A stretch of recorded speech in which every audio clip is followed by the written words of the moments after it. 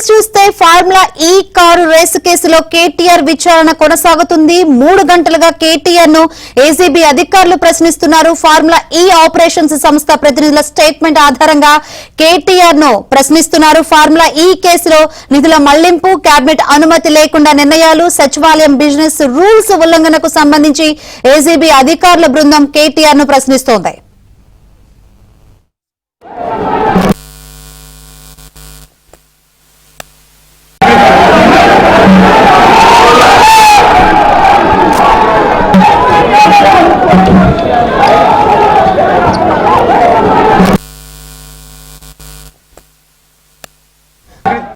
Right, formula ఈ car race కేసులో కేటీఆర్ విచారణ అయితే కొనసాగుతుంది. 3 గంటలుగా కేటీఆర్ ను ఏసీబీ అధికారులు రకరకాల యాంగిల్స్ లో ప్రశ్నిస్తున్నట్లు కనిపిస్తుంది. ఇదే అంశానికి సంబంధించి మరిన్ని వివరాలు అందించేందుకు మా ప్రతినిధి ప్రవీణ్ లైవ్ ద్వారా సిద్ధంగా ఉన్నారు.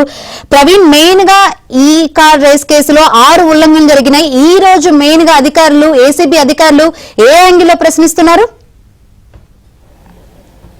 ప్రస్తుతం ఈ కార్ రేసింగ్ వ్యవహారానికి సంబంధించి దాదాపు అంటే ఎఫ్ఈఓ కంపెనీకు వీళ్ళు పంపించినటువంటి 46 కోట్ల రూపాయల వ్యవహారానికి సంబంధించి ఇప్పటి వరకు ఏసీబీ విచారణలో 6 ఉల్లంఘనలు జరిగినట్లు ఇప్పటికే నిర్ధారణకు రావడం జరిగింది.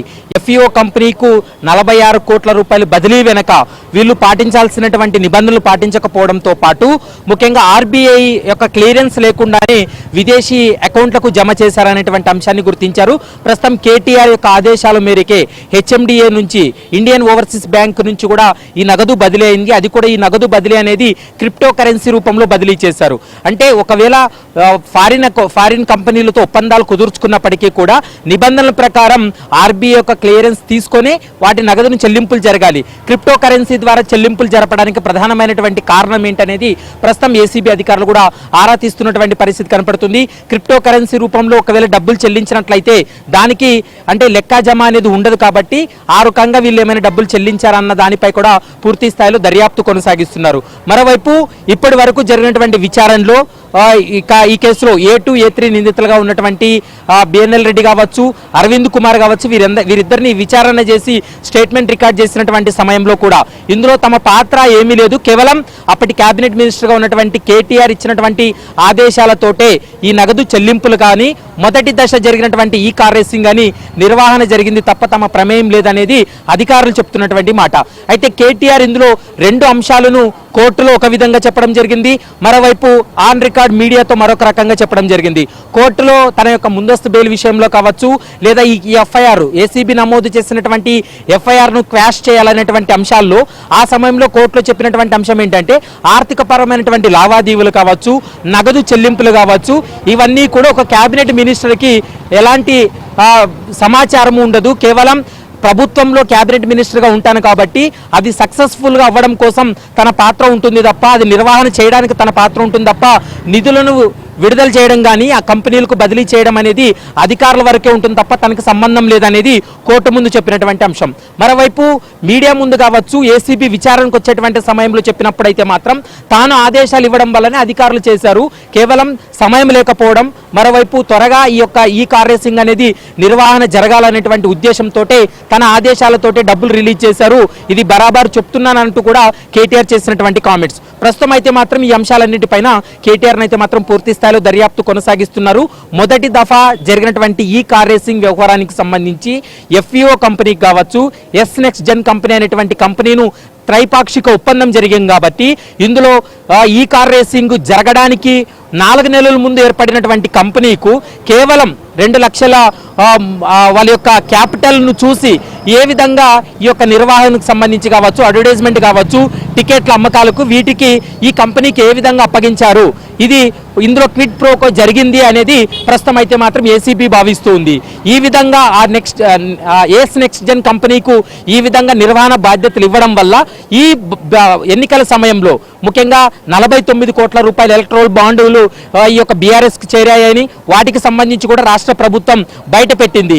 ఇది ఎన్నికల సమయంలో ఇచ్చినటువంటి బాండ్లు అంటే దాదాపు 49 కోట్ల రూపాయలు ఒక్కొక్కసారి ఒక్కొక్క కోటి రూపాయల ప్రకారం 49 కోట్లు ఏ విధంగా బీఆర్ఎస్ పార్టీకి చేరిందనేటువంటి అంశానికి సంబంధించి కూడా పూర్తి స్థాయిలో దర్యాప్తు కొనసాగిస్తున్నారు. మరోవైపు ఇందులో కిట్ ప్రోకో ఉందా లేదా అనేటువంటి అంశానికి సంబంధించి కేటీఆర్ నుండి కూడా కొంత సమాచారాన్ని రాబట్టేటువంటి ప్రయత్నం చేస్తున్నారు. ముఖ్యంగా కేబినెట్ అప్రూవల్స్ కాకుండా మరోవైపు ఆర్థిక శాఖ అనుమతులు లేకుండా ఏ విధంగా ఈ నగదు బదిలీ జరిగింది. ఒకవేళ విదేశీ కంపెనీకు నగదు బదిలీ చేయాలన్నప్పుడు ఖచ్చితంగా ఆర్బీఐ యొక్క క్లియరెన్స్ అనేది ఉంటుంది. ఆర్బీఐ క్లియరెన్స్ సర్టిఫికెట్ ఆధారంగా చేసుకొని ఆ కంపెనీకి డబ్బులు బదిలీ చేయాలి. అలా జరగకుండా క్రిప్టో కరెన్సీ రూపంలో ఇండియన్ ఓవర్సీస్ బ్యాంక్ ద్వారా బదిలీ అయింది. కాబట్టి వీటికి సంబంధించి కూడా గతంలో కేటీఆర్ విచారణ కంటే ముందే బ్యాంక్ అధికారుల యొక్క పాత్రకు సంబంధించి బ్యాంక్ అధికారులు స్టేట్మెంట్ రికార్డ్ చేసినటువంటి సమయంలో కూడా బ్యాంక్ అధికారులను ఈ కేసులో సాక్షులుగా పెట్టడం జరిగింది. ఇందులో A1 నిందితుడిగా ఉన్నటువంటి కేటీఆర్ నుంచి ఈరోజు కీలకమైనటువంటి సమాచారాన్ని రాబట్టేటువంటి ప్రయత్నం చేస్తున్నారు. గడిచినటువంటి మూడు గంటలుగా ఏసీబీ అధికారులు ప్రశ్నిస్తున్నారు. ఈరోజు సాయంత్రం 5 గంటల వరకు కూడా ఈ విచారణ కొనసాగేటువంటి అవకాశం అయితే కనపడుతుంది. కేవలం ఇప్పటి వరకు చర్చ 46 కోట్ల రూపాయల వ్యవహారమే అనుకుంటున్నాం. కానీ గతంలో జరిగినటువంటి ఒప్పందం 600 కోట్ల రూపాయల ఒప్పందం జరిగింది. 600 కోట్ల రూపాయలు కూడా 4 సార్లు నిర్వహణ జరిగేందుకు ఒప్పందం జరిగింది. ఉన్న ఫలంగా ఎఫ్ఈఓ కంపెనీ ఈ యొక్క కార్ రేసింగ్ నుంచి కూడా ఒప్పందాన్ని ఉల్లంఘన జరిగింది. మరోవైపు మొదటిసారి జరిగినటువంటి ఈ కార్ రేసింగ్ వ్యవహారంలో ఎంతవరకు లాభం వచ్చిందనేటువంటి అంశానికి సంబంధించి ఎలాంటి సమాచారం లేదు. కాబట్టి ఈ త్రైపాక్షిక ఒప్పందం జరిగినటువంటి సమయంలో ఒక చిన్న కంపెనీ 4 నెలల కంటే ముందు ఏర్పడినటువంటి కంపెనీకు బాధ్యతలు అప్పగించడం అనేది ఎంతవరకు సరైంది. ఇందులో క్విట్ ప్రోకో జరిగింది. వీరికి ఈ కంపెనీకి బాధ్యతలు అప్పగించడం వల్ల పరోక్షంగా బీఆర్ఎస్ పార్టీకు ఈ యొక్క ఎలక్ట్రాన్ బాండ్ పేపర్ల ద్వారా ఈ ఎన్నికల సమయంలో ఈ నగదు కూడా బదిలీ అయింది. కాబట్టి ఇందులో ఖచ్చితంగా మతలబు ఉందనేది ప్రస్తుతం ఏసీబీ అధికారులు భావిస్తున్నారు. అందులో భాగంగానే ఈ అంశాలన్నింటినీ కూడా పరిగణలోకి తీసుకొని పూర్తి స్థాయిలో విచారణ కూడా కొనసాగిస్తున్నారు. రైట్ ప్రవీణ్.